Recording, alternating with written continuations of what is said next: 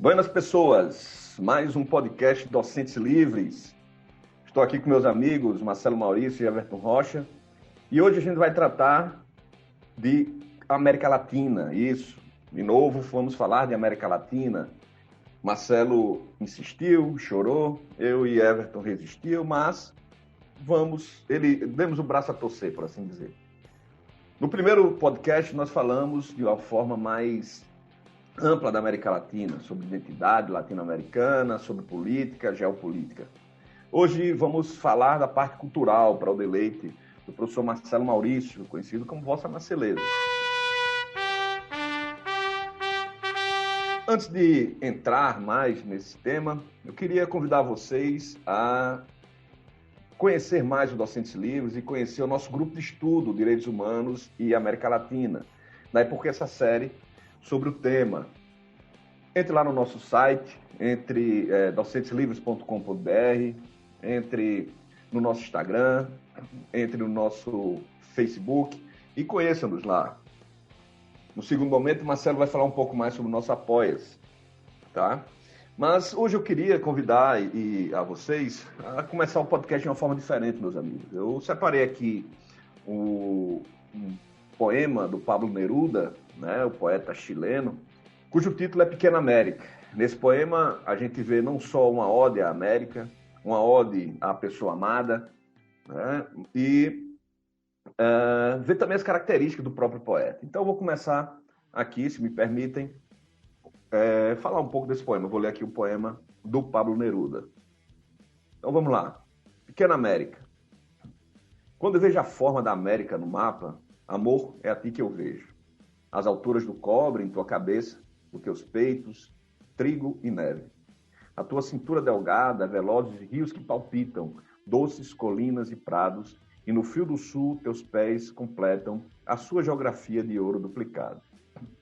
Amor, se te toco, minhas mãos não percorrem apenas tuas delícias, mas ramos de terras, frutos e águas, a primavera que eu amo, a lua do deserto, o peito das pombas selvagens, a suavidade das pedras polidas pelas águas do mar ou dos rios, e a vermelha espessura dos matagais onde a sede e a fome espreitam. E assim as minhas extensas pátrias me recebem, pequena América, em teu corpo. Mas ainda, quando te vejo reclinada em tua pele, eu vejo, em tua cor de aveia, a nacionalidade do meu carinho.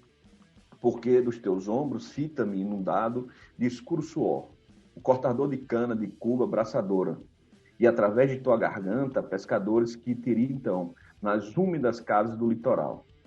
Cantam-me o seu segredo, e assim ao longo do teu corpo, pequena América dourada, as terras e os povos interrompem seus beijos, e a tua beleza, então, não só ateia o fogo que entre nós arde sem cessar, mas com teu amor me está chamando através da tua vida, me oferece a vida que me falta, e ao sabor do amor junta-se o barro, o beijo da terra que me aguarda. Versos do Capitão é o livro que tem esse poema, que cujo título é Pequena América, como eu já tinha falado. Depois desse poema, então, eu quero passar a palavra para o meu irmãozinho Marcelo Maurício, né? E ele vai dar aí o bom dia, boa tarde, boa noite, vai dar o alô dele. E, Marcelo, para o seu deleite, então, fique à vontade. Vamos falar aqui de América Latina, da cultura na América Latina. Abraço, irmão. Salve, pessoal. Salve, galera. Abraço, Jordão. Abraço, Everton também. É bom começar assim, né? Sabendo, deixando muito evidente para todo mundo, né? Que nos escuta, que nos assiste, que quem é que manda, né? Quem é que manda aqui nesse podcast. Então ganhei essa queda de braço aí. Vocês estão vendo que Everton e Jordão ficam contra mim e eu sozinho fico aqui nessa trincheira lutando essa luta. Bom, galera, brincadeiras à parte, é muito legal estar de volta aqui para falar sobre a América Latina. Todo mundo sabe da minha predileção por esse tema e Jordão fica causando esse bullying aí. Então, mas também que não é só predileção minha, deles também. E aí a gente tem esse bate-papo aqui bem bacana. Como o Jordão falou aí antes, a questão do Apoia-se, né? Se vocês puderem, quiserem, chequem lá no site, né? No nosso site é docenteslivre.com.br/apoie, vocês vão encontrar a forma de dar uma forcinha aqui, né? De manter esse projeto vivo. E aí, a partir de R$ 9,90, você já pode começar lá a fazer esse apoio e receber recompensas, né? Que tem 4 tipos de apoio, 4 possibilidades, e dentre as quais vocês podem ver lá as recompensas, especialmente, né? A formação do nosso grupo de estudos de América Latina, né? Então, quem quiser lá se interessar, pode ir lá dar uma olhadinha, que vai ser bem bacana. E aí vocês vão participar de grupo de WhatsApp, né? Receber material didático, participar de discussões, de cursos e palestras, enfim. Tá bem legal, dê uma checada lá que fica bem bacana. Jordão começou com Voadora no Lustre, né? Trazendo logo o Pablo Neruda pra baile aqui. E que maravilha, né? Um poeta chileno, né? Que é Nobel, né? Prêmio Nobel de Literatura, um cara super conhecido. E aí eu acho que a gente começou muito bem já, né? O que eu acho muito, muito interessante nesse poema que tu leu, Jordão, e aí depois Everton certamente vai entrar nesse ritmo aí, essa junção aí das várias camadas da América Latina, né? A América Latina, como a gente brincou no episódio passado, não é uma coisa só, né? A gente tem vários filtros, várias lentes para poder enxergar. E aí o Pablo Neruda vai lá desde os trabalhadores braçais, cortadores de cana lá em Cuba, né? Fazendo menção não só à presença dos negros africanos, né? Que foram escravizados e trazidos para o continente americano, né? Mas também fazendo menção aos povos originários que aqui estavam, né? Fazendo menção a atividades muito importantes da América Latina, que é a pesca, por exemplo, ou também a agricultura, né? Que são marcas indeléveis da América Latina. Então, assim, essa pluralidade, né? Eu acho que a diversidade da América Latina fica muito bem desenhada e representada no Pablo Neruda e como eu brinquei antes, Jordão já chegou chegando, né? Já nos trouxe aí para essa possibilidade de ler aqui as várias Américas Latinas. Né? Marcelo, é bem importante. É bom falar então, assim, até convidar o pessoal que está escutando de ler o Pablo Neruda, né? Como o Marcelo falou, ele é um cara, talvez um dos poetas mais conhecidos aqui no Brasil, né? Poeta latino-americano que está aqui no Brasil. Então, as traduções, recomendo ler em espanhol, evidentemente. E só um causozinho assim interessante, Marcelo, que quando a gente lê Pablo Neruda antes de conhecer o Chile, evidentemente, a gente quer conhecer um pouco da cultura, e quem for viajar, né, principalmente pela América Latina, recomendo muito que leia os autores, que vá e tente conhecer um pouco a cultura, né? E quando a gente vai lá no Chile, a gente tem uma das questões obrigatórias é conhecer a casa de Pablo Neruda, por uma questão, evidentemente, óbvia, né? Porque ali, como poema, e Marcelo foi muito feliz com isso, ali a gente conhece o que é realmente a alma do Chile, mas da América Latina, né? Como muitos autores que a gente vai falar aqui, resume muito bem a casa dele, a relação com o mar, a relação com a esposa, a relação com a América Latina. E aí a curiosidade é que eu fui não é uma curiosidade boba, mas eu fui para casa do Pablo Neruda, e a primeira coisa que eu comprei não foi nada do Pablo Neruda, foi uma máscara do Gabriel Garcia Marques, que ele tinha lá, que era o molde do Gabriel Garcia Marques, e aí eles vendiam como souvenir, né? Que é um autor que eu vou falar daqui a pouco. Mas é só para vocês, assim, provocar vocês e os ouvintes, né, que leiam Pablo Neruda e tentem conhecer a América Latina através das leituras também, Marcelo. Excelente, boy. Porque assim, acho que é o nosso esporte favorito, né? Nosso hobby principal é isso, esse turismo, mas também um turismo com referencial teórico, deixa eu brincar nesse sentido, né? Que assim, você tá indo pro Chile, você tá indo pra qualquer canto do mundo, você tem que se inteirar, o que é que tem de bom lá, né? Quem são os personagens, o que é que se faz lá. Então, Jordão já deu essa dica cultural aí, que visita a casa do Pablo Neruda, realmente é maravilhoso. Na verdade, assim, eu tive a felicidade de ir para as 2 casas do Pablo Neruda. Eu visitei a casa dele, né, em Santiago do Chile, que é muito massa, é o principal, que a galera mais vai, né, que é a casa principal dele, que é batizada como La Chascona, né, Então o Pablo Neruda batiza essa casa em homenagem à sua esposa Matilde Urrutia, né? E aí é um nome, La Chascona quer dizer a descabelada, né? Então é uma brincadeira que ele tinha com a esposa, e aí batizou a sua casa e virou um museu que vocês podem visitar em Santiago, no Chile. Excelente. A outra casa que eu fui, que foi onde ele morreu, né? A casa de praia dele, digamos, é uma casa que fica na praia de Isla Negra, né? Que também foi o meu primeiro contato com o Oceano Pacífico. Pois é, então, somos assim, dois. Exato, boy. Porque aí você faz essa comparação entre o Atlântico e o Pacífico, né?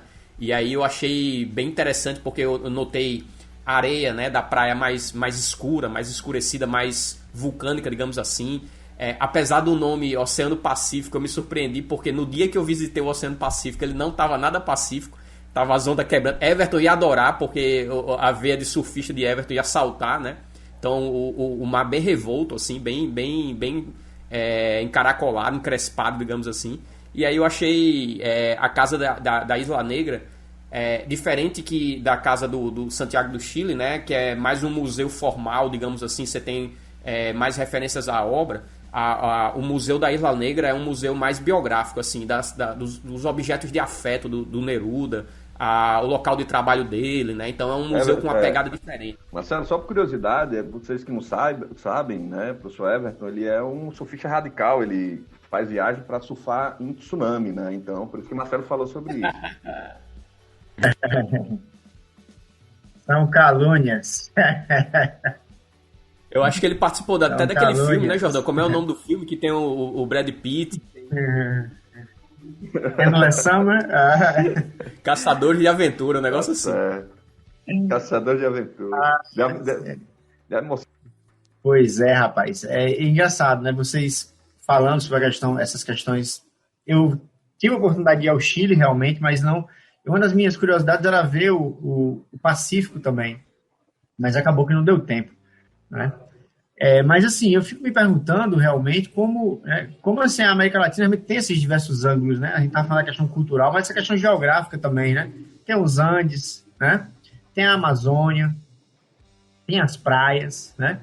E tudo isso tem uma cultura atrelada a essas geografias, né? Por exemplo, a música andina, né? Ela tem uma pegada, músicas andinas, né? Você nota que tem uma construção diferente, tem uma pegada mais próxima das raízes indígenas, né?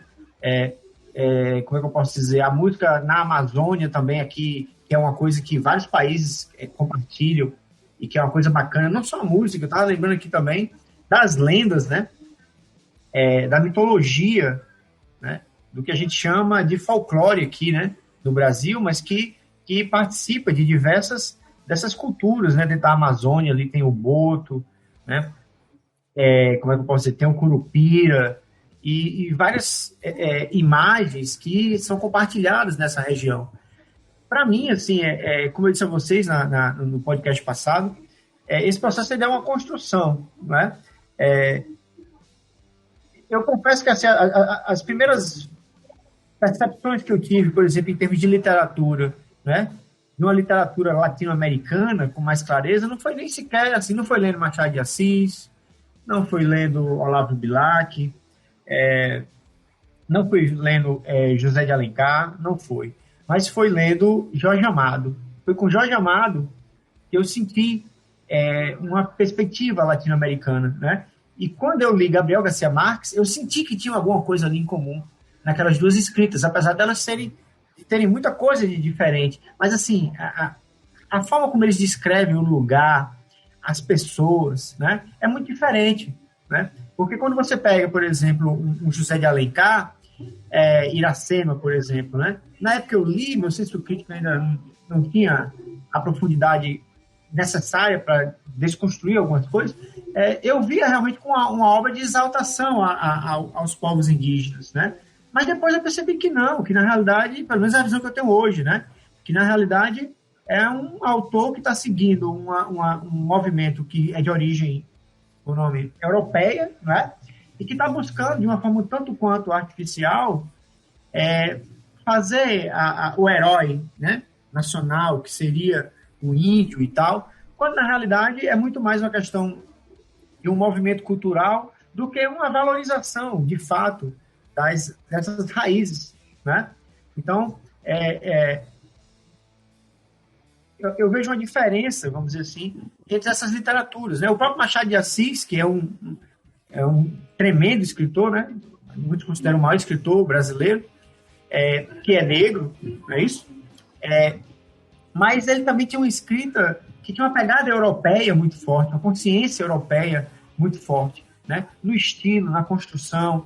Mas quando você pega, por exemplo, um Jorge Amado, você sente o clima, né? A pele das pessoas. Você sente, vamos dizer assim, a comida, né? Aparece na escrita. O Gabriel Garcia Marques também, ele tem essa coisa, né? Aparece uma coisa um tanto quanto mística, né? A floresta, ela aparece. As pessoas elas são muito atreladas ao lugar. Então, eu penso que é engraçado você ler a realidade da América Latina através dessas diversas, vamos dizer assim, lentes da literatura. Mas com isso eu não estou dizendo, gente, não estou aqui acusando Machado de Assis de ser um eurocêntrico. Não, pelo contrário. Né? Ele escreve uma literatura de primeiríssima qualidade.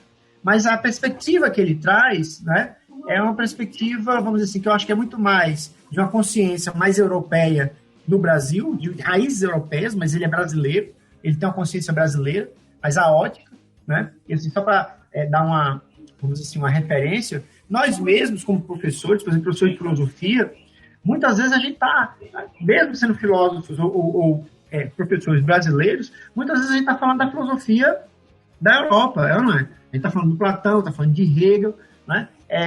Como brasileiros. Mas é diferente quando você pega alguém que pensou alguma coisa a partir daqui, com as cores, com os tons, com os temperos, né? Vamos dizer assim, dessa cultura, né? Eu acho que esse é um marco interessante, né? Se pensar também essas diversas literaturas. A poesia do Neruda, ela faz isso muito bem, né? As músicas... Pode falar. E eu acho... você tá falando, eu tô pensando aqui no Galeano, né, bicho? No Eduardo Galeano, que eu acho que tem exatamente essa fórmula aí que você tá falando, de que acho que uma das marcas mais evidentes dessa literatura, né, latino-americana, de um lugar de fala, né, de um lugar de pertencimento, não com a visão eurocêntrica, né? O Eduardo Galeano, ele tenta, assim como o Neruda faz, né, tenta ter essa relação não só com a geografia, mas assim, com o clima, né, com as pessoas, com a descrição do lugar é muito detalhado, muito rico, né? E aí você tem assim, desde a temperatura da água que banha, né, o oceano que banha a Cordilheira dos Andes, até mesmo o detalhamento do relevo, né, da parte mais alta, da parte mais baixa. Então, acho que sempre você encontra esse pertencimento latino-americano, né, na literatura, falando também dessa diversidade geográfica, porque você sai, por exemplo, do Chile, especialmente o Chile, né, falando do Chile, você tem aquela geografia delgada, né, de acordo com a própria cordilheira, onde você tem regiões muito frias e você tem deserto, por exemplo, como o Atacama, né? Então, muda, é muito diverso a geografia. Você não conhece uma geografia só no relevo do Chile, né? Você tem ali, desde a Malvinas, lá embaixo, né? Na Malvina chilena, perto da Terra do Fogo, então região muito fria, até mais em cima a questão do deserto de Atacama, né? Então, combina com a diversidade geográfica e de climas com a diversidade de pessoas, que, mais uma vez, você não tem como dizer quem é o latino-americano. Você tem um pertencimento muito grande com as tradições ancestrais dos povos latino-americanos, né? Dos povos originários, melhor dizendo, né? Então, no Chile tem lá os Mapuche, tem a questão do folclore Mapuche, muito, muito evidente, né?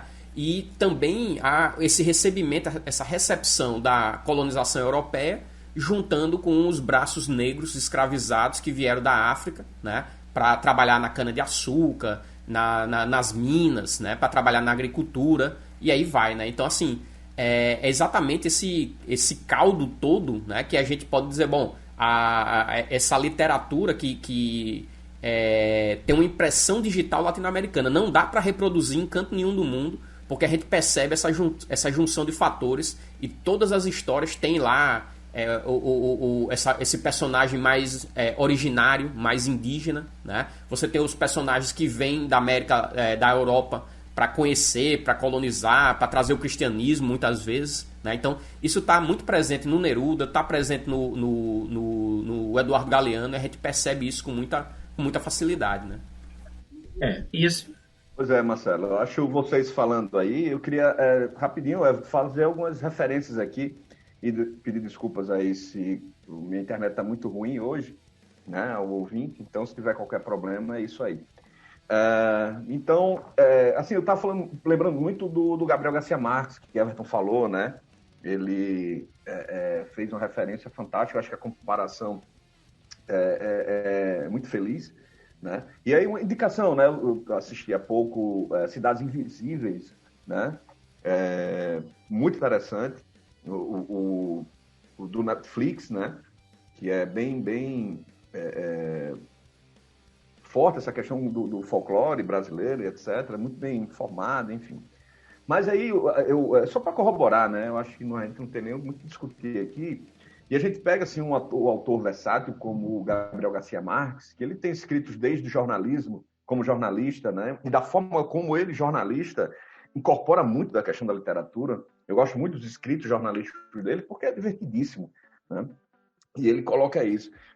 Mas o que eu acho interessante é a minha visão que eu tive da primeira vez que eu li os 100 Anos de Solidão, né? E eu falei isso na vez passada, no podcast anterior, que eu lia e via Macondo como uma cidade litorânea aqui do Nordeste, né? Porque é muito interessante a forma da proximidade, das características dos personagens, né? Tá falando lá da Colômbia, o litoral colombiano, né? E eu vivia ali constantemente como um homem criado no litoral do Nordeste, né?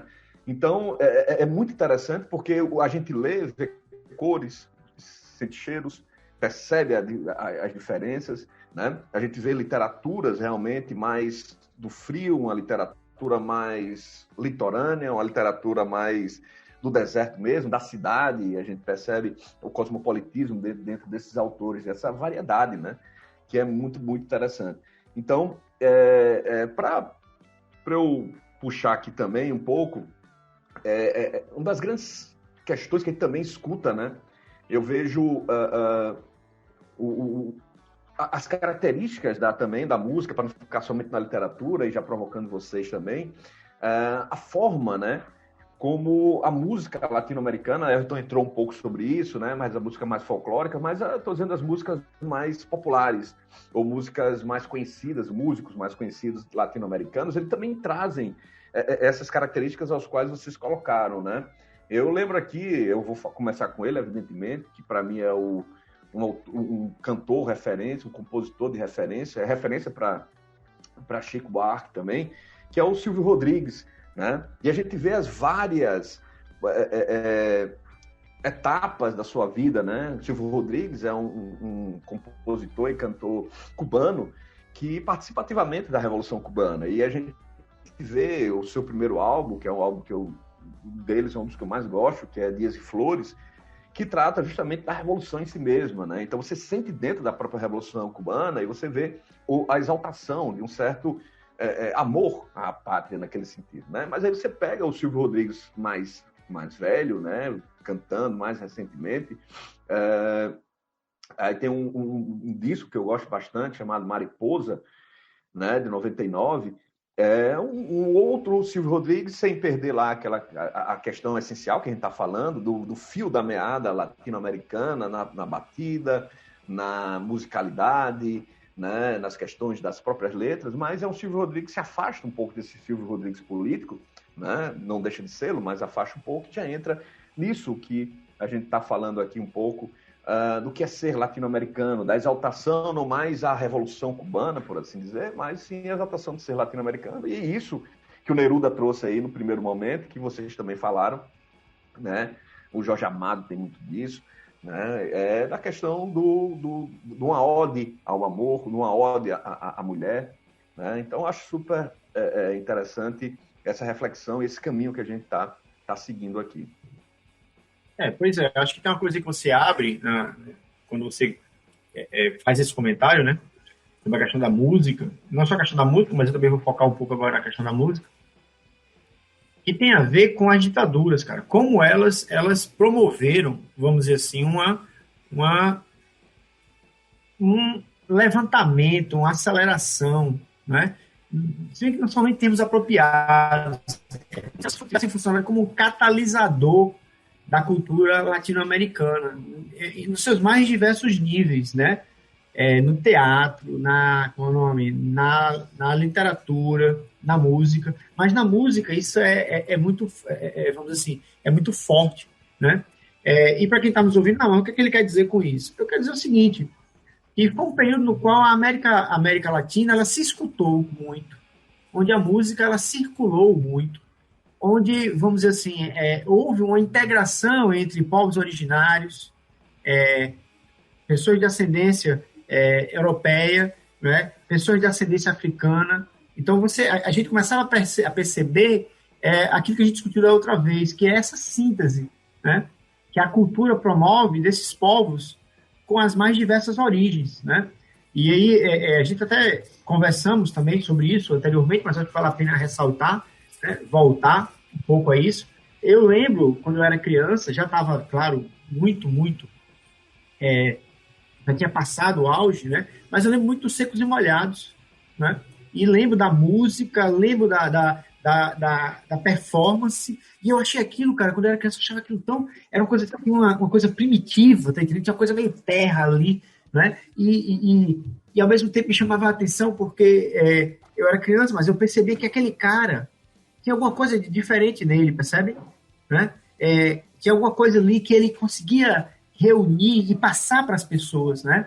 E era muito curioso que a gente estava no período de ditadura, né? A gente vive numa sociedade muito machista, e o Ney Matogrosso, né? Ele pintava e tinha performances que era uma coisa curiosa, que não era uma performance masculina ou feminina, era uma coisa que ultrapassava completamente aquilo, né? Era assim, era uma coisa meio tribal, uma coisa meio, ao mesmo tempo, primitiva, né? E eu lembro, assim, de algumas letras, de algumas músicas, tinha pintura, tinha a forma como ele se vestia, né? E aquilo me chamava a atenção, né? E eu sentia que aquilo ali era algo que falava, vamos dizer assim, para muita gente. E não apenas ele, né? Eu estou dando um exemplo aqui, a gente poderia pensar em outras letras, né? Em outras músicas, com essa latinidade, né? Eu me lembro de... qual era a música? Não sei se era Fera Ferida, que ele... Não era Fera Ferida, não. Estou agora... vamos dizer, tive um lapso aqui. Mas há várias das manifestações que tinham na sua letra também essa pegada vamos dizer assim, de uma coisa latina mesmo, de um ritmo mais quente. Eu acho que você foi muito feliz aí, velho. Secos e Molhados, pô, caramba, muito massa mesmo. E como você falou, as performances do Ney Matogrosso, eu acho que você tava procurando, assim, era uma coisa não binária, né? Era uma coisa que transcendia qualquer coisa de feminino e masculino. Muito feliz mesmo. E só para deixar muito evidente aqui, né? A gente tá trazendo nesse episódio, assim, nossas referências, nossos afetos, né? É claro que tem várias outras, 1000 outras que a gente poderia estar falando aqui, tal.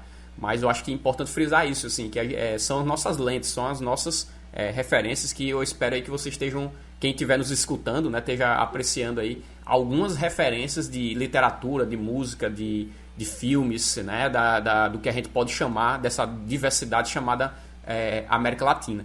Só que aí, assim, eu acho que a gente está queimando um pouco aqui a largada, vamos parar aqui esse bloco, né? Vamos ficar aqui nesse bloco para que no próximo bloco aí a gente volte para esse contexto da música, porque tem muita coisa que eu quero falar e Everton já começou de forma excelente, que é trazendo uma forma latino-americana e brasileira, né? Os Secos e Molhados, de perceber essa coisa que transcende ao brasileiro, né? Os Secos e Molhados tem uma inserção em toda a América Latina. Você tinha o sucesso deles não só no Brasil, né? Então, maravilhoso. Acho que pro primeiro bloco tá bom, né? Vamos aqui fazer o segundo bloco e a gente volta a conversar sobre música e cultura latino-americana. Próximo bloco! Buenas pessoas, entrando agora no segundo bloco. No primeiro bloco falamos aí de música, literatura, e eu vou continuar aqui na toada musical, tá, gente? Lembrando aí das cervejadas que tomávamos, né? E sempre rola as questões musicais. E a América Latina é central, né? A gente começa com bom e velho rock and roll, né? E depois a gente vai lá para América Latina. A América Latina ocupa uma grande parte da nossa cervejada. E quando a gente está um pouco mais alto, a gente sempre conversa sobre isso. E aí eu queria trazer, gente, uma cantora aqui que eu descobri com meu amigo Patrick, né? Eu fui na casa dele. Patrick é um bom conhecedor e descobridor de músicas. E ele me trouxe uma autora que, caramba, me tocou bastante, que é a Natália Lafourcade, né? Que é uma mexicana de origem, cujo pai é francês, né? E é interessante esse sobrenome, estava procurando um pouco sobre a vida dela, né? Esse sobrenome aí, Lafourcade, como fosse bifurcações, né? Então, aí tem muita coisa, assim, ela faz essa brincadeira muito com a música dela. E aí, dentro daquilo que a gente estava falando, né, essa nova, vamos dizer assim, essa nova pegada, né, a gente está mais nos clássicos aqui, da música, da literatura, e aí nessa nova pegada da música, a Natália, ela mistura, né, é uma coisa muito, muito interessante, assim, ela pega a raiz mexicana, a raiz latino-americana também, a batida latino-americana, com temas muito contemporâneos, e a musicalidade é perfeita. E ela não se furta a falar da questão da América Latina mesmo, né? Tem um álbum que eu gosto bastante, e aí vocês podem depois entrar um pouco mais sobre isso também, né? Que é o álbum de 2015, né? Rasta la Raiz, né? Que é um álbum que trata um pouco sobre isso também. Tem uma questão, uma pegada existencial, evidentemente, mas a gente pode fazer uma leitura também dessa toada aí latino-americana, né? De buscar a compreensão das origens, das identidades, o que a fez, vamos por assim dizer. Isso é uma leitura livre, tá? Evidentemente, se a Natália Lafourcade estiver escutando a mim, ela pode entrar em contato aqui com Docentes Livres e corrigir a minha leitura, tá, Natália? Fica à vontade. Então, eu entendi na minha escutando, né, esse álbum e o título da música também, que é para mim a música melhor dela, Rasta la Raiz, que trata justamente dessa, ela fala do amor e tal, mas aí pode se falar também da busca dessa identidade, né, de buscar e de cavar até a fundo para compreender, entender essa raiz, né? Então essa aí, Marcelo, é uma que entra aí na nossa playlist, né? Quando depois acabar essa confusão toda aí da nosso confinamento, que nós estamos aqui forçados, a gente, quando voltar a tomar aquela cervejinha aí no quintal da tua casa e conversarmos sobre várias coisas, eu acho que lá no meio ali, quando a gente tiver já a bebida entrando no nosso cérebro, a gente já pode colocar uma Natália Lafourcade para discutirmos, né? Tem que ser antes de Mercedes Sosa, né? Porque se botar Mercedes Sosa, aí já é final de festa, aí já não dá para voltar, a gente já ultrapassou a fronteira. Tem que ser antes. Não, aí verdade, o chororô não dá para voltar atrás. E nesses momentos, pior ainda, nesses momentos que estamos vivendo, meu amigo Mercedes Sosa.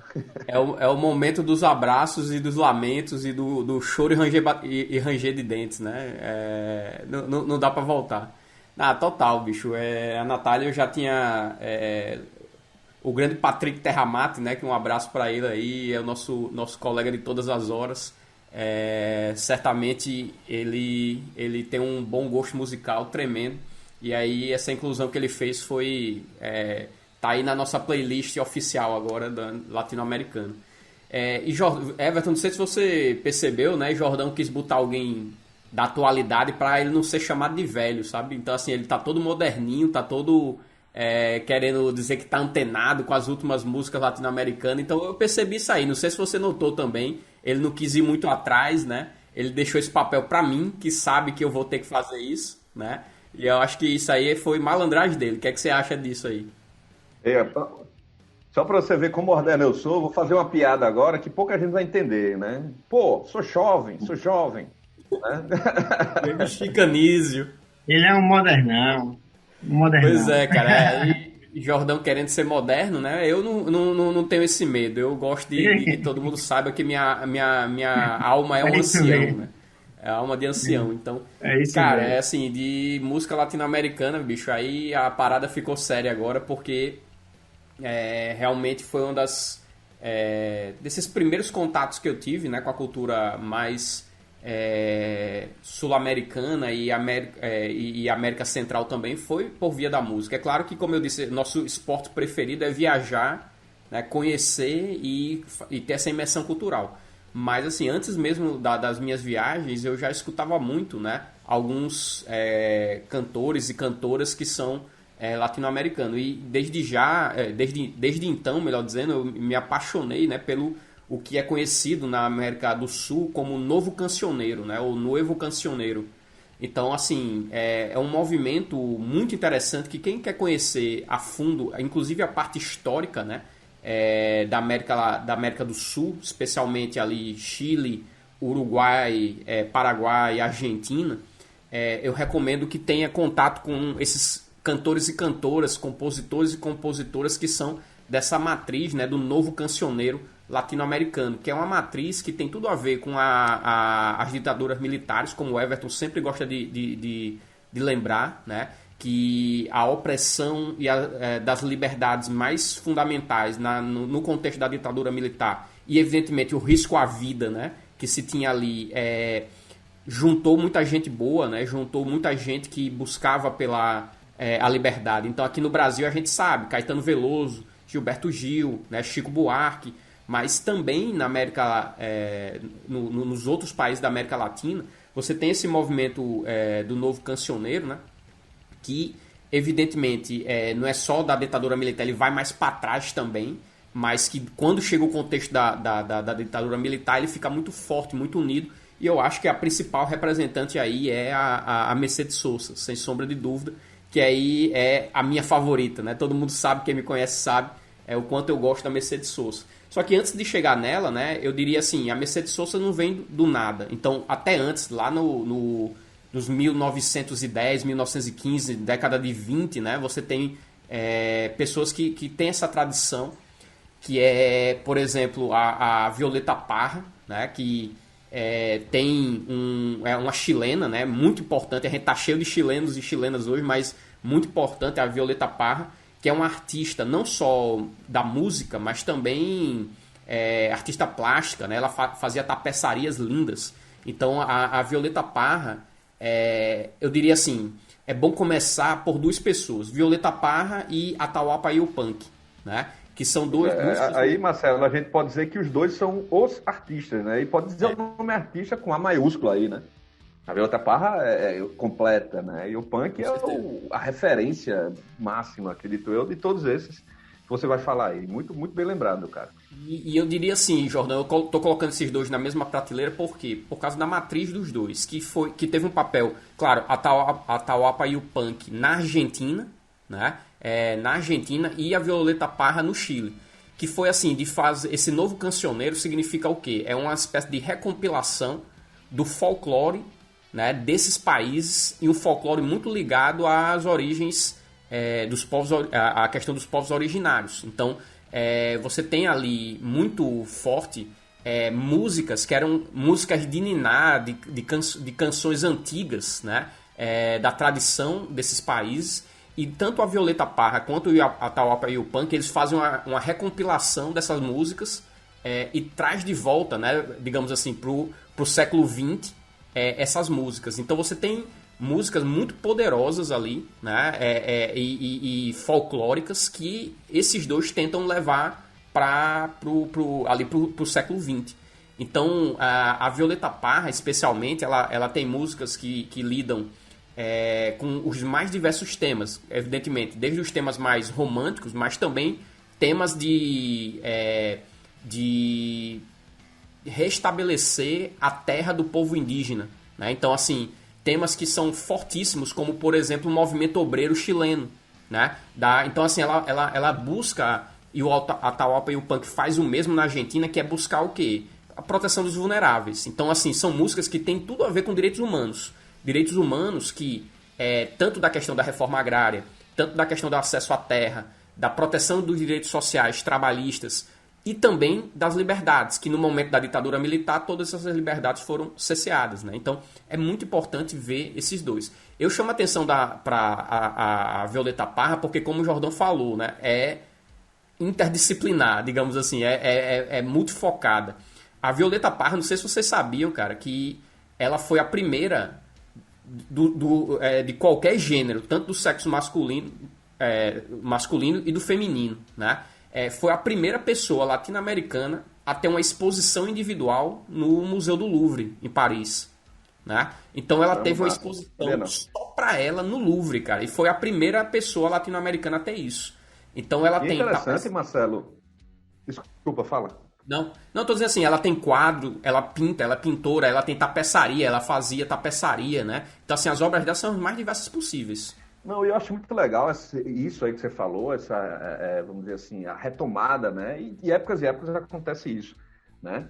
E aí a gente pega, assim, a influência, que eu sei que você vai falar um pouco mais à frente, né? Mas você pega, assim, autores como o Jorge Cafrune, né? O Jorge Cafrune, né? O Facundo Cabral também. Ele morou, né? Ele morou no Brasil. Sai um pouco o pai dele morou desse métier que é um pouco mais conhecido, que são autores que fazem referência direta a esses autores que você falou. É claro, tirando é que você vai falar, Mercedes Sosa, principalmente, que para mim, assim como a gente tem uma das questões que nos tornou mais amigo ainda, é que quando olhamos um para o outro e dissemos, gosto mais dessa, né? E você disse, gosto mais da outra, né? Apesar de não sermos a mesma música, mas a gente tem a mesma autora. E lembro, Marcelo, rapidinho aqui, só para dar levantar a bola para você terminar aí o teu argumento, Everton vai estar doido para falar também, mas lembrar da nossa viagem, né? Mais uma vez, a viagem que a gente fez à Argentina, e foi uma das aventuras legais que a gente foi, que foi maravilhoso, porque a gente foi lá na casa da Mercedes Sosa, né? E foi super interessante, porque a gente olhou lá, estava tendo uma festa, um movimento, a gente não sabia o que era, e a gente queria simplesmente, eu me lembro, comprar uma camisa da Mercedes Sosa, né?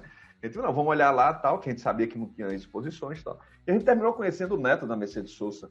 E ele é apaixonado pelo Brasil, tem uma namorada brasileira, uma ex-namorada, que ele falou lá, fez uma brincadeira. E a questão mais interessante, ele morou em São Paulo, né? E aí mas o que a gente viu mais interessante foi uma manifestação cultural de uma cidade, que eu não me lembro agora, talvez você recorde, mas eu não me lembro bem da cidade, e que foi maravilhoso, cara. A gente viu ali uma manifestação cultural que a gente não estava, mais uma vez, que foi um dos motes da nossa viagem, é ter surpresas de coisas que a gente não tinha planejado, né? E aquilo Mercedes Sosa ganhou, já tinha um espaço muito grande no meu coração, evidentemente, mas ganhou, assim, um espaço muito maior, né? Que tomou uma dimensão que eu entendi o que qual a importância dessa mulher de trazer tudo isso, né? E aí você foi lá na raiz mesmo, certo? E esse movimento, que Everton foi muito feliz também quando falou da questão das ditaduras militares, né? Que eu sei que seria absurdo que eu vou falar agora, mas entenda mais como uma figura de linguagem. Se for uma das coisas boas que alguma dessas das ditaduras trouxeram, foi justamente essa quantidade de pessoas que pensaram contra as autocracias, né? As ditaduras. E é muito rico, cara, é muito rico, isso é maravilhoso.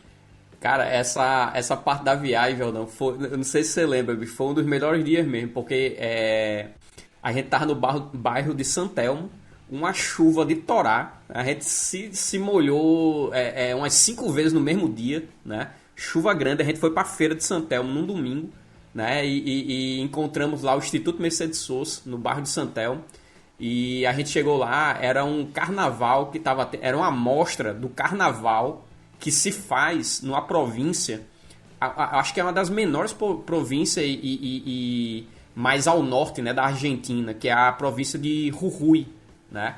Então, Perfeito, essa... Fui procurar aqui. Exato, e aí tu lembra que tinha... Era todo mundo dançando e tinha um cara fantasiado de diabo. Não sei se tu lembra disso. Perfeito. Aí esse cara, claro, o papel dele era perturbar todo mundo. Então todos os grupos que estavam lá se confraternizando e dançando, ele chegava lá no meio e botava o povo pra correr. Então era um carnaval altamente folclórico mesmo, né? Que o carnaval é uma festa do diabo. O diabo sai das profundezas para ir pra rua, para brincar e atormentar as pessoas e colocar as pessoas para dançar. Então assim, pô, bicho, mais imersão cultural impossível, né? Impossível. E é aquilo que eu tava falando, que esse novo cancioneiro, né? Tanto na Argentina, no Chile, no Uruguai, ele tem essa raiz de tentar trazer a cultura popular, o folclore, né? Uma cultura popular, um folclore que é muito presente e assim, originário, né? Ancestral dos povos originários. Eu não quero chamar indígenas porque índio não gosta dessa palavra, né? Mas dos povos originários. E aí, tudo isso, como eu disse, assim, deve muito tanto a Violeta Parra, no Chile, e na Argentina, fortemente o Atahualpa Yupanqui, né? Que o nome Atahualpa Yupanqui é muito interessante porque o nome do original, né, do Atahualpa é Héctor. Ele é batizado como Héctor. Eu esqueci o sobrenome dele agora, deixa eu ver se eu colo aqui. Héctor Chaveiro, né? O Héctor Chaveiro, ele nasce Héctor, e aí quando ele entra no mundo artístico, ele escolhe o nome Atahualpa, né? Primeiro porque foi o último líder inca, né? Que foi traído pelos espanhóis. Então foi o último grande líder soberano inca. E escolheu Yupanqui, né? Então, assim, traduzindo da língua originária, Atahualpa Yupanqui quer dizer aquele que veio de longe para contar uma história, né? Então, é um nome belíssimo e tem essa raiz aí, né? Atahualpa Yupanqui. E ele é um cara responsável por reavivar as milongas, né? Os zambas, né? Que são músicas muito típicas da Argentina. Então, e o Atahualpa Yupanqui tinha aquela verve do gaúcho portenho, sabe? Do gaúcho. Então, quem é o gaúcho, é o gaúcho. Exato. Quem viveu no sul, como o Jordão viveu, por exemplo, sabe muito bem que essa afinidade entre o gaúcho portenho e o gaúcho porto-alegrense, digamos assim, né? O gaúcho brasileiro. Mas é interessante, Marcelo, só uma alfinetada rápida, né? Entender que o gaúcho, ele é muito parecido fisicamente, a gente já discutiu um pouco sobre isso, mas porque existe um imaginário que o gaúcho é louro, alto, né, e etc, europeu, mas o gaúcho é o baixinho, o índio, o cara que pega o cavalo chucro e faz o churrasco no chão mesmo, etc, né? Então, né? Há cabelo preto, lisinho, isso, e troncadinho, baixinho, assim, então é interessante isso. E aí, Everton? Até porque se o cara for parar para pensar, né, eu acho que essa galera que veio da Europa não fazia churrasco no chão lá, não andava pelos pampas, né, Tchê? Total, meu velho. Então, assim, acho que lá não rolava essas coisas não, né? Ai. Pois é, cara, você estava acompanhando aqui realmente né, o tour que vocês fizeram aí também pela cultura, né? E realmente, assim, eu acho também muito interessante aqui no Brasil também o que aconteceu, né? A gente tá falando desse negócio da ditadura porque realmente foi uma sincronia, né? Foram ditaduras sincrônicas, elas aconteceram praticamente ao mesmo tempo. E acho que o efeito disso realmente foi as pessoas perceberem o impacto na sua liberdade, né? Na sua liberdade. E tinha a questão da censura, que era muito forte também vamos dizer assim, nessa época, né? Eu acho que esses temperos aí, né? Quer dizer, essa consciência da opressão, né? Essa ideia, olha aí, né? O velho Borges aí, Jordão tá mostrando, né? Ao mesmo tempo, essa energia, como é que eu poderia dizer, reprimida, né? Ela meio que de uma forma, vamos dizer assim, ela foi uma espécie de sublimação muito forte no campo da cultura, né? No campo da arte. E aí, olha aí, ó, o Jordão mostrando outra obra aí, Mercedes Sosa, né? E o que eu queria chamar a atenção é justamente também como projetou artistas brasileiros para o restante da América do Sul, da América Latina no geral, e mesmo para a Europa, né? Então, a gente falou aqui na aula passada, o ato falho. A gente falou aqui na vez passada. Ô, bicho, essa foi sobre ótima. Milton Nascimento. Gostei. Né? Aula passada. Isso na aula passada. Ops, né? Freud explica. Tá em casa, Everton. O podcast se chama Na Sala dos Professores, né? Então tá em casa.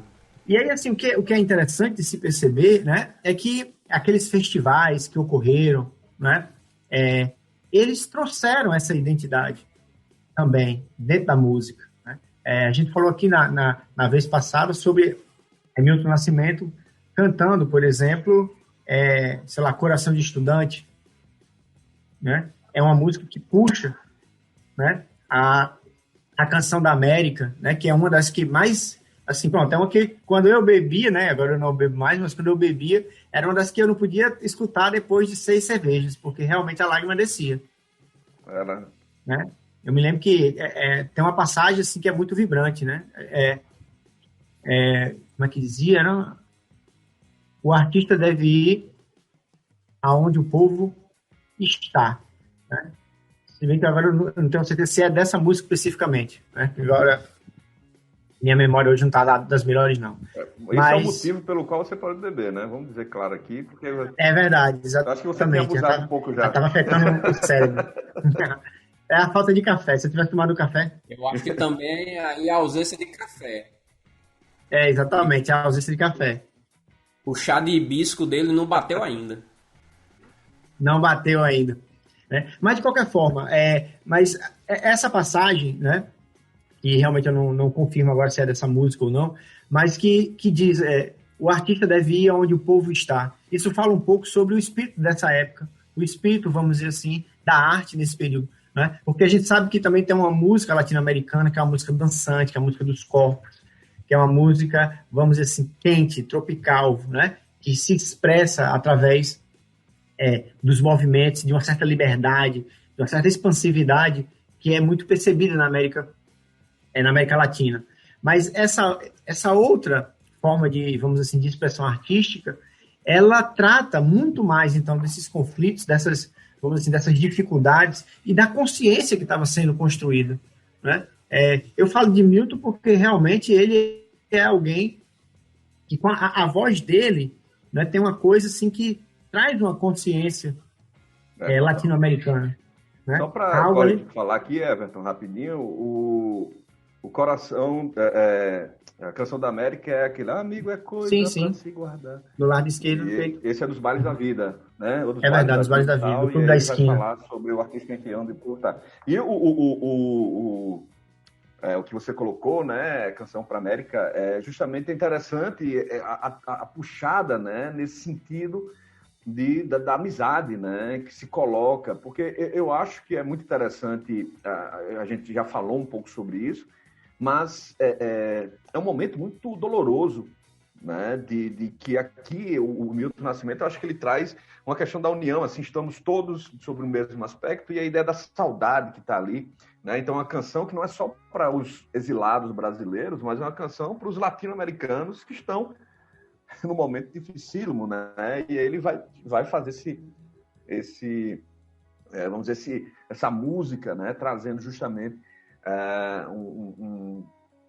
uma união, né? Que é algo que a gente já percebeu, e aí eu só vou fazer um parêntese rapidinho aqui, Everton, me desculpa, mas a gente já discutiu isso no primeiro, mas eu vou só retomar aqui.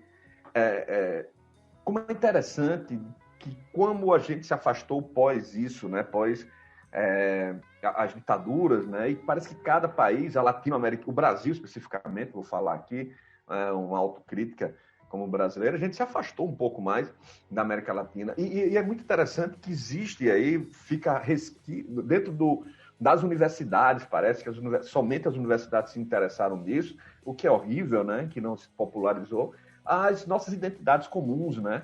A gente falando aí, Marcelo deu uma aula aí sobre música chilena, argentina, aí pode colocar o Uruguai também no meio, etc., e a gente percebe de como as identidades, aí vai lá para a Venezuela, a gente vai falar lá na Colômbia, né? As identidades são comuns, e aí o baiano vai lá, você como bom baiano, fez já uma referência, já fez uma ligação muito interessante na literatura, mas na música você vai lá e diz, pô, mas isso aqui, cara, é baiano. Aí o cara diz, não, isso aqui é colombiano, tá? Então, é muito legal essas questões. Eu acho que esse podcast pode, para o nosso ouvinte, atiçar a curiosidade. Eu acho que, claro que na minha pretensão, adoraria que assim fosse, mas que...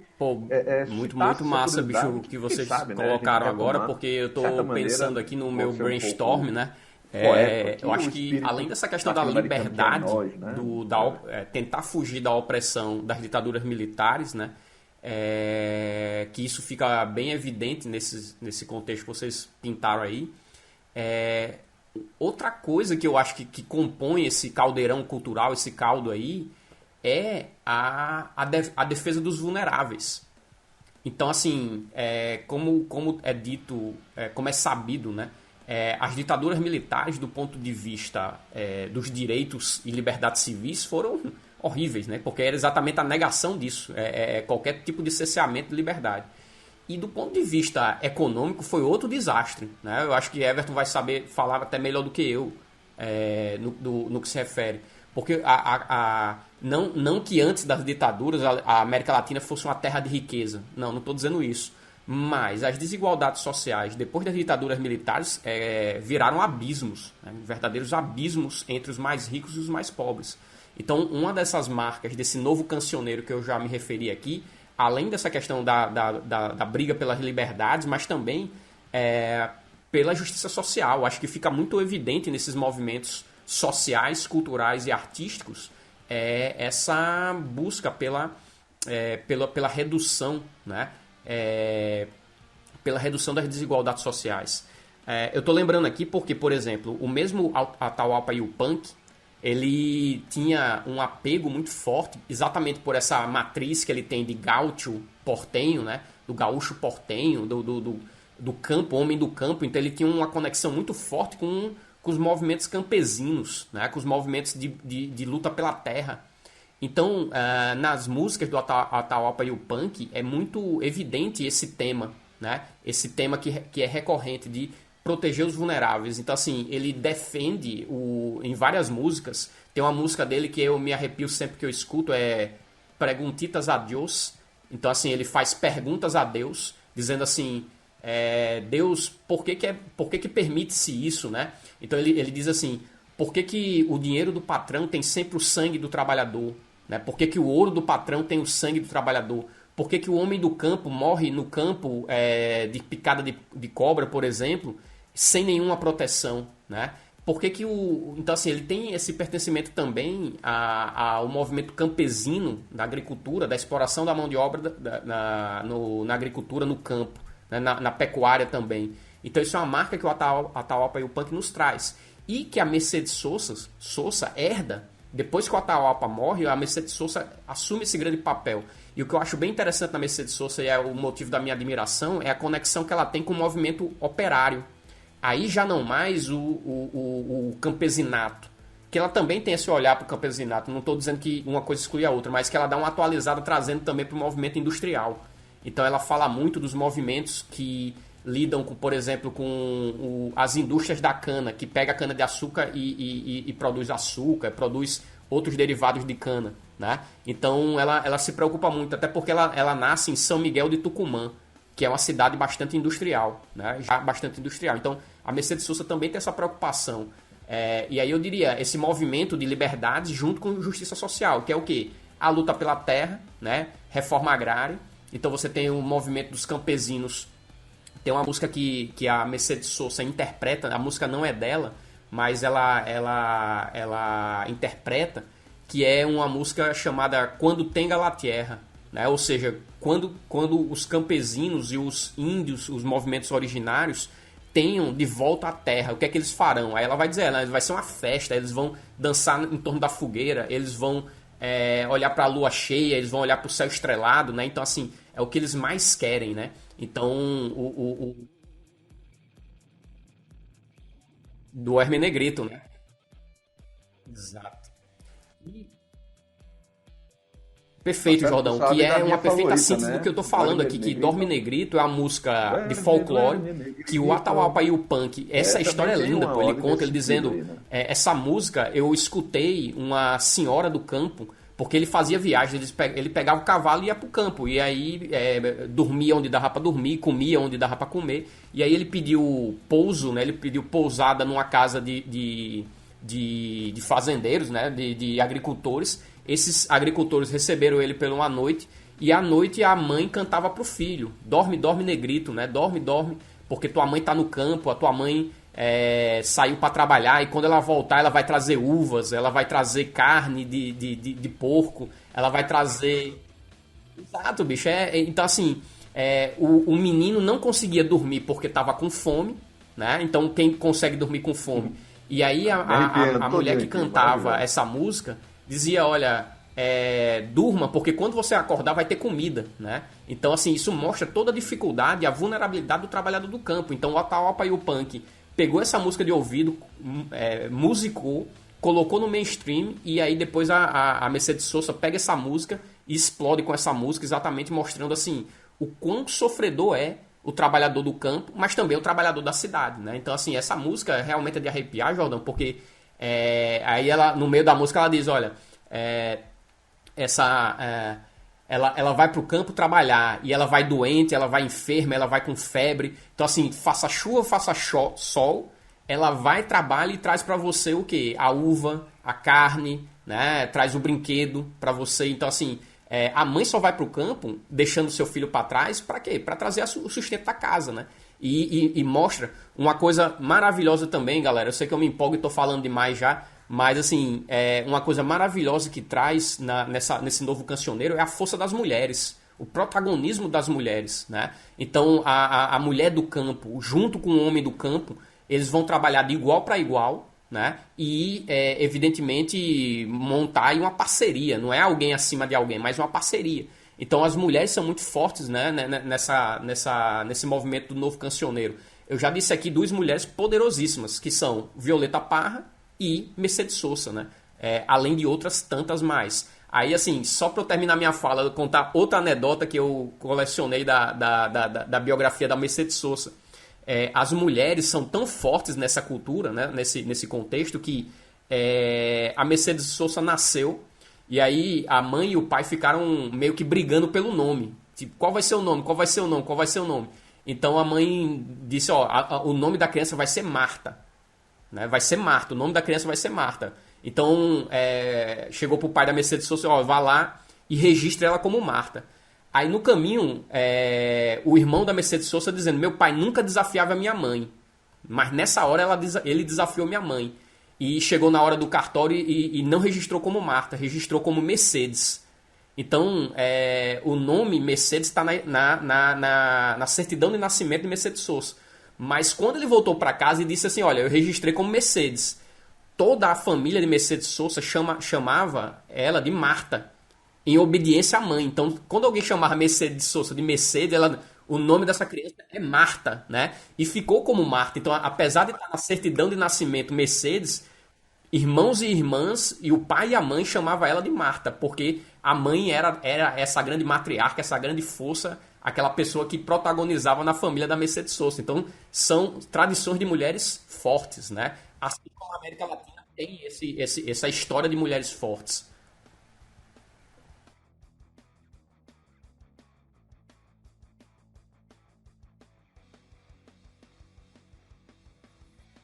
Aqui a gente teve uma história parecida também, né? Tinha uma cachorrinha e eu queria botar um nome, a mulher queria botar outro nome. E aí, no final das contas, a cachorrinha é chamada pelos dois nomes. Depende de quem chama. Everton é aquele teimoso, sabe aquele que... E se tiver um menino, vai ser do mesmo jeito aqui. Vai ser do mesmo jeito. Porque eu já disse: eu quero esse nome, eu quero esse outro nome. Então pronto, não tem problema. Chama de outro, chama de outro. Pequeno... Viva a democracia. O moleque vai ficar maluco, né? É aquele pra dentro pra fora, pra dentro pra fora. Imagina essa cachorrinha sem entender a qual nome ela chama, ela obedece, né? Pois então, pessoas, um bipolar. Dentro dessa descontração, a gente termina o segundo bloco e entraremos no terceiro bloco, lembrando que é só filosofia salva, né? Mas nesse caso a gente vai fazer algo um pouco diferente. Finalmente consegui. Finalmente consegui chegar aqui. O sábio. Grande sábio. Por favor, me dê uma iluminação. eu vim de longe até aqui. Me diga uma palavra de sabedoria, de conforto. Só a filosofia salva. Esse bloco, então, terceiro bloco, nós iremos para o tradicional Só a Filosofia Salva. Então aqui a gente tem uma liberdade maior do poder de síntese e só fazer uma colocação que o ouvinte pode dizer, e cinema? O pessoal não vai falar de artes pictórias, de escultura e tal. A gente resolveu realmente focar na literatura e na música, né? Porque se a gente for falar de cinema também, a gente estaria outro... Então, são 3 apaixonados por cinema latino-americano aqui. Aí estaria uma briga enorme aí, não daria para esse podcast, tá? Então, eu queria só chamar a atenção aqui, rapidinho, e para fazer algumas reflexões também dentro da literatura latino-americana, né? Eu vou trazer algumas referências minhas, né? Então... que eu queria falar um pouco da história de cada uma delas, né? Então, assim, quando eu morava em Madrid, eu fui tentar conhecer a literatura madrilenha, né? E aí eu tive acesso a uma autora chamada Carmen Posadas, que ela tem um livro fantástico, né? Que é Moscas Azuis. E eu li essa autora como se fosse espanhola, né? Mas espanhola de Madrid, né? Da Espanha, de forma geral. Mas ela é uruguaia, e eu gostei tanto da obra dela que eu fui também conhecer um pouco mais, e eu indico o nome dela. E eu queria aqui chamar a atenção também para outra história, e depois eu encerro com uma colocação, né, trazer outros autores, mas aqui também a história da peregrinação pela América Latina e, dentre elas, de novo, lá na Argentina, que eu fui dentro das livrarias e dos sebos, né, que são fantásticos lá em Buenos Aires, o Jorge Luis Borges, né, que é um autor que eu acho que nós 3 aqui, então, todo mundo aqui acha maravilhoso, né, e eu tive acesso a literatura do Borges, né, antes, e era traduzido, eu queria em espanhol, né? Eu comprei um texto lá, baratinho, né, numa banca, inclusive, né, Marcelo me levou lá, que é a História Universal da Infâmia e a História da Eternidade, né? Então, o estilo de leitura que eu tinha um Aleph em português, e eu tinha alguns contos dele e tal, alguns escritos dele em português também, mas eu devo confessar que a leitura em espanhol é completamente diferente, principalmente do Borges, por causa da linguagem, cara. Né? Então, eu acho que é evidente que eu posso falar outros grandes autores que tem, a gente já falou de vários bons aqui, mas Borges eu acho que é uma referência super interessante. E dentro da sua filosofia salva, dentro de um contexto, eu acho que, para eu passar a palavra para meus amigos, né, queria fazer uma reflexão interessante, né? Eu ia fazer dentro da América Latina, eu acho que tem uma pluralidade de autores maravilhosos. E aí, assim, eu acho que um poder de síntese que eu traria para ficar 2 autores que têm, vamos dizer assim, pensamentos diferentes, né? Que tiveram histórias diferentes, até brigaram em determinado momento. É evidente que o Gabriel Garcia Marques, que é uma referência para mim, durante um tempo eu só olhava, parecia que eu só queria consumir os livros do Gabriel Garcia Marques.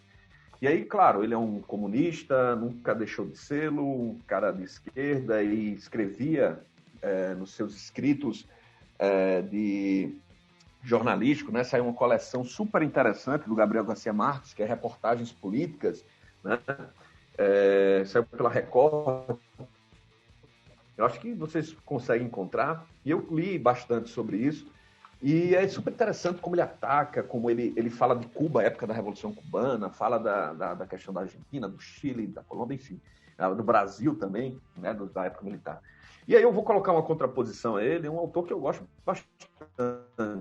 Eu ia falar de Isabel Allende, mas eu preferi falar desses 2 aqui, que é o Vargas Llosa, né, o Mário Vargas Llosa, que é um autor que começa, muito amigo, inclusive, do Gabo, né? Do Gabriel Garcia Marques, mas ele tem uma guinada, vamos dizer assim, política, que ele se torna, vamos dizer assim, um centro-direita, né? Um autor da direita, que se auto-intitula liberal, participa da vida política ativamente, um autor peruano, né? E a literatura dele é vastíssima, né? É maravilhosa. Um cara que escreve muito bem, escreve por o país ainda. É um cara que já tem uma idade avançada, mas ele continua nativa intelectualmente. E aí o livro que eu tive acesso à leitura dele foi A Guerra do Fim do Mundo, né? Por minha curiosidade, assim,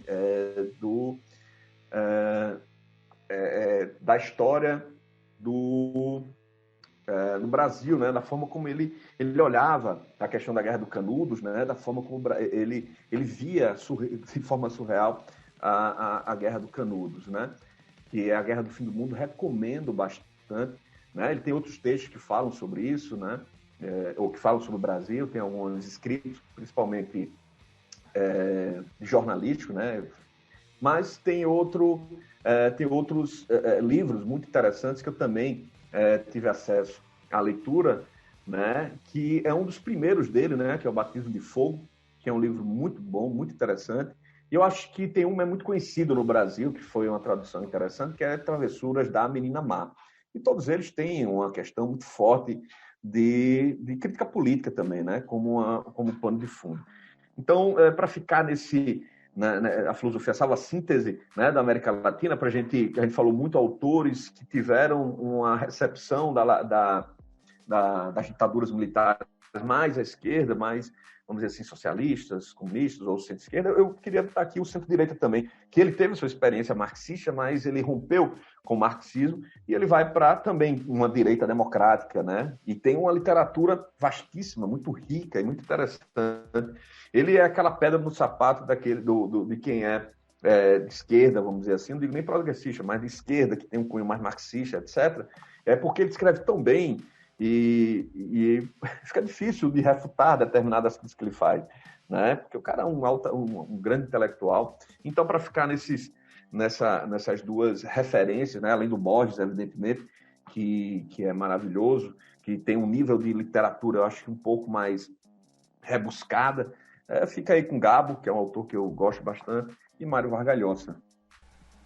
Bom, muito massa, Jordão. Eu, nesse espírito aí, né, no Só Filosofia Salva, eu vou também fazendo aqui minhas conclusões, meus comentários finais aí. Já falei pra caramba nesse episódio, me empolguei, todo mundo sabe aí a minha predileção, né, por esse tema. E se deixasse, eu fazia todos os outros episódios só sobre a América Latina. Não, brincadeira, vamos variar, isso aí não tem problema.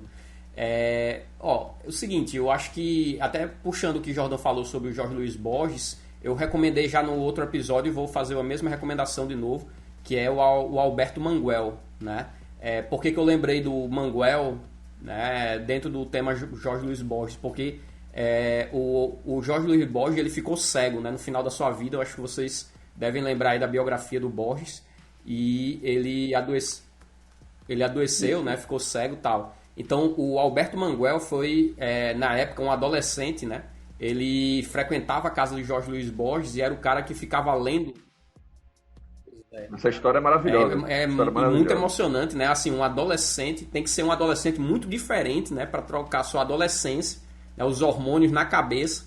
E mesmo assim, o cara era o tipo de intelectual que, assim, trocava o seu tempo livre para se encontrar com um senhor bem mais velho, um idoso, e ler livros para esse idoso que estava cego, né? Então ele ficava lendo novos livros para o Jorge Luiz Borges, e era o cara que anotava, né, os comentários do Borges, fazia esses comentários. Então, assim, ele pertencia a um ciclo muito próximo de Jorge Luiz Borges, por isso que eu acho que conecta muito bem esses dois autores, né? E o Alberto Manguel é realmente um autor que eu estou apaixonado, assim, lendo tudo que eu encontro sobre o Alberto Manguel. E aí eu já recomendei aqui um livro muito importante chamado A Mesa com o Chapeleiro Maluco, né? Que é esse livro do Alberto Manguel, onde ele vai falando de vários e vários livros importantes da literatura mundial, como, por exemplo, As 20 Mil Léguas Submarinas, do Julius Verne, né? Ele vai falar de livros... ele vai falar da Alice, né?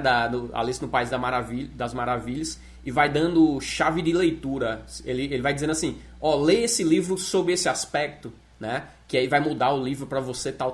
Então é um livro bom para ler outros livros, né? Porque ele vai te abrindo vários outros autores. Então, maravilhoso. Um cara muito, muito bom mesmo. Eu recomendo. E aí, assim, para terminar minha fala, eu já disse que não ia alongar e já estou alongando, eu só quero voltar aqui 5 minutos para falar de música, né? Para falar de música que eu queria deixar aqui aos ouvintes, né? E às ouvintes, uma referência bem importante para também... E, assim, batendo essa tecla também, né? Assim, a gente tá trazendo nossas referências. A gente não tá dizendo que a América Latina se lê única e exclusivamente por essas referências. Tem muito mais, né? Como eu disse, se deixar, a gente faz o resto de todos os episódios só sobre a América Latina. Então são muitas fontes aí, são muitas leituras. Essas que a gente tá trazendo, apresentando, são as nossas. Certamente nas redes sociais aí, a galera que tá gostando do nosso podcast, participe dizendo, ó, faltou falar isso, faltou falar aquilo, diz isso, diz aquilo, e comenta, critica, olha, essa referência que vocês passaram não tá com nada, né? O bom mesmo é isso aqui. Então, a gente tá muito aberto para esse tipo de diálogo. Tragam as suas referências, tragam as suas inclusões. Acho isso muito importante para democratizar o debate e o conhecimento. Então, as nossas redes sociais, né, o @docenteslivres e o nosso e-mail também, docenteslivres@gmail.com, né? O nosso site está todo aí à disposição para vocês comentarem. Então a gente está trazendo nossas referências de afeto. Uma que eu queria trazer e quero encerrar com ela, né? Até para a gente não falar só de América do Sul, a gente está tentando incluir também a parte mais central. O Jordão já falou de Cuba, o Jordão já trouxe aí algumas referências sobre a parte mais América Central. Eu vou trazer uma outra referência que é de Porto Rico. Então, uma referência... Menudo. E agora eu vou ser o moderno, né, viu, Jordão? Porto Rico é menudo. Não, Menudo é muito bom. Melhor do que Backstreet Boys, por exemplo, né? Mas aí é uma outra referência, que é uma dupla de rappers, né? A galera do rap alternativo latino-americano. Então, assim, Calle 13, né? Calle 13, quem quiser vá lá, escute o Calle 13, porque os caras são excelentes. E aí eu vou dar um de moderninho agora para falar de rap, né? Então eu que sou mais do rock, mas respeito muito o rap, né? E especialmente o rap latino-americano. Então essa dupla de rappers, né? Porto-riquenhos, excelente, letras formidáveis, são verdadeiros poemas, né? No formato de rap. E eles têm uma música chamada América Latina. Então, assim, não precisa dizer mais nada, né? América Latina. Recomendo muito. Excelente. E, assim, eu queria, só para vocês, para terminar minha fala, né? Só dizer um pouco dessa letra, dessa música, né? Chamada Latinoamérica, né? O nome da música é Latinoamérica. Então, obra, né? Desses dois rappers porto-riquenhos, que eu achei, assim, a letra formidável, né? Formidável mesmo. E aí tem uma parte da letra que é assim: sou o que deixaram, né? Sou a sobra do que roubaram, um povo escondido em cima. Meu pé é de couro, por isso minha pele, melhor dizendo, minha pele é de couro, por isso aguenta qualquer clima. Eu estou traduzindo direto aqui do espanhol, por isso que eu estou ainda gaguejando aqui, né? Mas assim, perdoem aí a minha pobre tradução do espanhol para o português. Então ele diz: minha pele é de couro, por isso aguenta qualquer clima. Sou uma fábrica de fumo, uma mão de obra campesina para o teu consumo, né? Frente ao frio, ao médio e ao verão, né? O amor em tempos de cólera, meu irmão. Então eles Adorei começam a sua, assim, a sua linda, desenvoltura linda. rap, Marcelo. Eu achei que combina muito com você, viu? Eu acho que eu tô na profissão errada, né, Jordão? Com certeza. Essa minha alma de rap tá saltando agora. Mas assim, só para terminar essa letra, eu queria deixar uma frase dessa obra, né? Dessa obra-prima, né? Do rap latino-americano, que é uma frase que está muito circulando pelas redes sociais, que eu estou vendo aí hoje em dia, né? Diz assim: sou América Latina, um povo sem pernas, mas que caminha, né? Então, essa frase eu já vi em vários cantos das redes sociais e é parte integrante dessa música chamada Latinoamérica do pessoal do Calle 13. Então, América Latina é isso, assim, essa profusão, essa diversidade, essa pluralidade que me encanta muito, né? Me encanta muito mesmo. E se deixar, eu fico aqui o resto dos meus dias falando sobre esse tema. Meu povo, espero que tenha sido aí satisfatório. Como o Jordão falou, ninguém quer aqui finalizar nada, terminar nada, esmiuçar, esgotar o tema. Não, a gente aqui está provocando mesmo, provocando reações, e espero que vocês tenham aí apreciado, beleza? Minha participação era essa aí, forte abraço. Beleza, eu vou assim também fazer algumas referências, mas também são breves, né? Eu acho que Jordão tocou em um aí, que é a Isabella Land, né? Eu acho que é uma grande escritora também, que ela conseguiu trazer a sua arte, não extrapolou a América Latina para o mundo, né? Uma de suas obras, A Casa dos Espíritos, foi, o nome, virou filme, né? E é muito legal porque todo mundo sabe da relação que ela tem com a questão da ditadura, né? E a obra em si mesma é fascinante, é fantástica, porque ela mostra como os conflitos eles ocorriam, né? E como o poder ia encarnado dentro dessas sociedades dentro da América Latina. Eu acho que é um excelente experimento para ver que muita gente, às vezes, que é pobre, que vai ascendendo, né, socialmente, mas acaba reproduzindo as formas de dominação sociais, né? E uma certa forma de viver, de oprimir, que, vamos dizer assim, que se repete, às vezes, geração após geração. Né? Eu acho realmente uma obra muito interessante. Tem um poeta também cubano chamado Reinaldo Arenas, né? Eu acho que é alguém também que merece, né, alguma atenção, porque a gente falou muito das opressões da direita em relação, né, às pessoas, mas o Reinaldo ele sofre do espectro oposto, né? Ele é perseguido dentro da ditadura cubana, e uma das razões da sua perseguição é pelo fato de ele também ser homossexual, né? Então ele era um poeta que tem várias obras interessantes, né? Um Mundo Alucinante, A Necessidade da Liberdade. E o curioso também é que ele também teve sua vida transformada em filme. Então a gente deixou um pouco a desejar a parte do cinema, no sentido do tempo também, mas aqui também já, além da obra de Allende, que virou filme, A Casa dos Espíritos, nós também temos a vida do Reinaldo Arenas se transformando também num filme. O filme é chamado Antes do Anoitecer, que foi protagonizado, o Reinaldo ele é protagonizado nesse filme pelo Javier Bardem, não sei se vocês sabem quem é, né? Então acho que é uma coisa muito bacana, né? E dá um outro ângulo também, né? Legal, vamos dizer assim, tira um pouco, vai ali, sobe um pouquinho mais para Cuba, mas mostra também como a arte também, ela tem que sobreviver nos mais diversos contextos, nas mais diversas conjunturas, né? E, claro, acho que eu vou encerrar falando também no Brasil, né? Eu acho que a gente pode mencionar aqui dois sujeitos que eu acho que valem a pena também. Eu não sei o quanto eles estão sendo lidos hoje em dia, mas eu sei que eles descrevem um Brasil que tem essas conexões com a América Latina, né? Estou falando de Guimarães Rosa, eu acho que é alguém que merece também uma leitura, né? Ele descreve muito bem a linguagem, o modo de ser, né? Essa conexão com a terra, com os hábitos, né? Guimarães Rosa, e agora me fugiu aqui, eu estava na ponta da língua, minha cabeça hoje pode tirar que não está mais funcionando direito, não. Meus amigos, eu disse pra tu não parar com café, bicho. Isso dá ruim. Tu não para de. Tu vai faseando, tu vai diminuindo. Pode tu para ser. de uma Não, vez, mas hoje tá imoral. Tá É verdade, a abstinência tá aí, né? Tá sem funcionar o negócio, né? Graciliano Ramos, cara, né? Ainda bem que veio, né?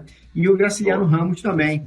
Eu acho que eles conseguem, cada um com seu estilo muito próprio, cada um com seu olhar muito, vamos dizer assim, escrutinador, né? Eles conseguem descrever também um Brasil que é um Brasil latino-americano, que tem muito a ver com várias questões que a gente discutiu aqui, a questão do oprimido, a questão do sertanejo, né? A questão da terra, e como essas mudanças elas estão ocorrendo. O que vocês ficam me perguntando, né, assim, para encerrar, é que o que está sendo feito hoje, né? Marcelo falou do rap aí, eu tenho certeza que tem muita coisa sendo feita nas comunidades, nos povos, nos rincões aí, né? Mas, assim, me parece que está faltando uma liga, né? Tá faltando uma estrada para que essas coisas elas cheguem às pessoas, né? Eu não acho que hoje em dia se produza menos ou que a qualidade do que é produzido hoje em dia é inferior. Não é isso. Mas eu sinto que essa conexão, né, essa circulação dessas obras, ela está mais complicada, ela está mais difícil hoje em dia, o que é um paradoxo. A gente está na época né, vamos assim, da internet, das redes sociais, daquilo que está em tempo. Everton, você é um canalha mesmo. Eu disse que não ia falar mais nada, aí você joga essa bola, eu vou ter que voltar, né? Vou ter que falar, bicho. Eu só me lembro, cara, o que é que você acha dessa ponte? Eu só me lembro do nosso bom e velho, saudosíssimo, excelente Milton Santos, né? O grande Milton Santos, quando ele faz a distinção entre cultura de massa e cultura popular, né? Cultura de massa e popular, que são coisas bem distintas. Essa questão de cultura de massa é o Big Brother da vida, é o mainstream, né? Essas indústrias fonográficas, a indústria da edição, das editoras, melhor dizendo. Então, assim, o que chega para o povo muitas vezes passa por um filtro, né? Que é um filtro econômico, político, ideológico, né? Então, que está sendo produzido coisas excelentes na América Latina. Eu não tenho nem dúvida, cara. É uma certeza de que há muita coisa boa no formato de rap, no formato de funk, no formato seja qual for, né? Sendo criado assim. Então eu não sou desses, que saudade do Atahualpa e o punk, aquilo que era a cultura popular, aquilo que era o contato com o folclórico. Então, assim, acontece, esse fenômeno está acontecendo nos dias de hoje. O problema é que não chega no mainstream, né? Nos grandes centros de divulgação de informação. Então, o Milton Santos diz, olha, cultura de massa é uma coisa, é aquela cultura alienante, aquela cultura fast food, né? Junk food, tal. Agora, a cultura de massa, ou cultura popular, está sempre viva. O danado é que muitas vezes não aparece na Globo, né? Não aparece no mainstream, não aparece nas grandes plataformas. Esse é o danado, de como fazer essa cultura popular chegar a todos e todas. Aí, assim, a gente fica... tem até uma expressão que eu não gosto, né? Mas assim, aquela coisa do lado B, né? Tipo, isso aí é o lado B. Tem o lado A e o lado B. O lado A é o que chega às grandes massas. O lado B é o que não chega às grandes massas, né? Então, isso é muito triste, né? Muito triste de saber que determinados bens culturais e produção cultural não encontram espaço em canto nenhum, né? Então, por exemplo, aqui no Brasil, eu me lembro do Chico César, né? O Chico César continua produzindo em alto nível. E cadê o homem na cultura de massa? Desapareceu. Gmail, Jordão, Gmail. docentelivres@gmail.com. Foi só para saber se você estava ligado, né?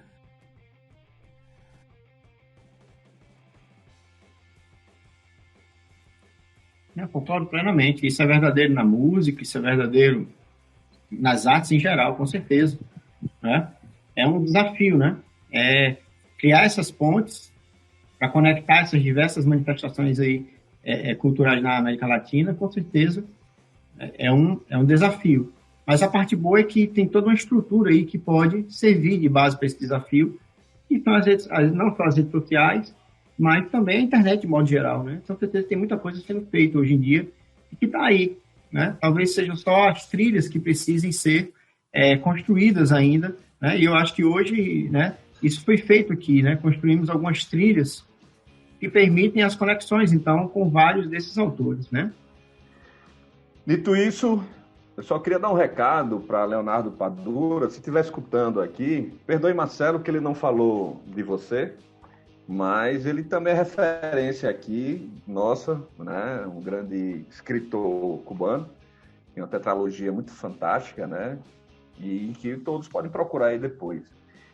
Mas, enfim, a gente tem muito que falar ainda, já estouramos o tempo, e com isso eu queria agradecer a Marcelo pelas aulas, por Everton pela aula, e agradecer a você também, ouvinte, que está aí escutando, e eu queria o feedback de vocês, como o Marcelo chamou já a atenção, né? Nas nossas redes sociais, no nosso site, no nosso e-mail, docenteslivres.com.br, docenteslivres@hotmail.com, nosso Instagram, @docenteslivres, né? Gmail, foi o que eu disse, Gmail, né? gmail.com. E isso, eu falei isso justamente para ficar firme na cabeça, na memória de vocês. E lembrando aí do nosso Apoia-se. Lembrando aí do nosso Apoia-se, né? Que tem vários tipos de apoio que vocês podem dar para a gente, para manter esse nosso projeto aí, que a gente faz com tanto amor, tanto carinho, e que queremos continuar com isso. Agradecer, enfim, também a Anderson e a Hugo, né, pela forma como eles estão editando, estão dando a força aí, alguns toques. Beleza? Então é isso, gente. Obrigado e até a próxima.